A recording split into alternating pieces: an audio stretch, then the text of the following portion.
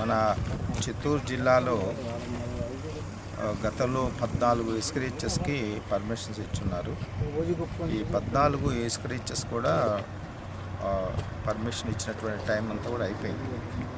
ప్రస్తుతము ఈ 14 రీచెస్ కూడా విజిట్ చేస్తున్నాం ఈరోజు. ఇందులో ఇప్పటికీ దాదాపు 7 రీచెస్ చూడటం జరిగింది.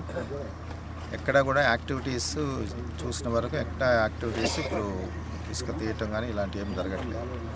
అది ఎందుకు ఇవాళ విజిట్ చేయడం జరుగుతుందంటే మనకి గౌరవ సుప్రీంకోర్టులో ఉన్నటువంటి దీని మీద ఒక కేసు పడటం జరిగింది. దాన్ని దృష్టిలో పెట్టుకొని వారు ఇచ్చినటువంటి ఆదేశాల మేరకు, అట్లనే రాష్ట్ర ప్రభుత్వం నుంచి వచ్చినటువంటి ఆదేశాల మేరకు డిస్ట్రిక్ట్ లెవెల్లో ఉన్నటువంటి కమిటీ కలెక్టర్ గారి ఆధ్వర్యంలో జేసీ వైస్ చైర్మన్గా ఒక కమిటీ ఉంది. కమిటీలో వేరియస్ డిపార్ట్మెంట్స్ హెడ్స్ ఉన్నారు. వీళ్ళందరి ఆధ్వర్యంలో ఈరోజు ఈ ఇసుక రీచెస్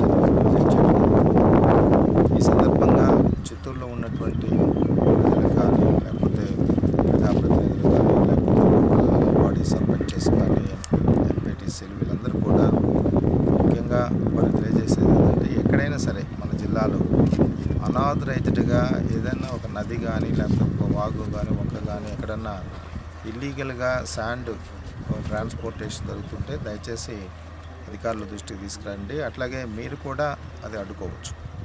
ఎందుకంటే మన జిల్లాలో అఫిషియల్గా ఏ ఒక్క రీచ్ కూడా ఇప్పుడు పర్మిషన్ లేదు. గతంలో ఇచ్చినవన్నీ కూడా క్లోజ్ అయిపోయాయి. ఎక్కడ కూడా యాక్టివిటీ నడవట్లేదు. కాబట్టి అది మీరు తెలుసుకొని ఎక్కడన్నా ఇల్లీగల్గా నడుస్తూ ఉంటే, ఎందుకంటే ఇది సుప్రీంకోర్టు వారు ఇచ్చినటువంటి గైడ్లైన్స్ ప్రకారమే ఫర్దర్గా కూడా ఎలాంటి స్టెప్స్ తీసుకోవాలనేది కూడా రాష్ట్ర ప్రభుత్వం నిర్ణయం తీసుకుంటుంది. కాబట్టి ప్రస్తుతానికి మాత్రం మన జిల్లాలో ఎలాంటి ఇసుక రీచెస్ యాక్టివిటీస్ నడవట్లేదు. 23 మార్చి తర్వాత మన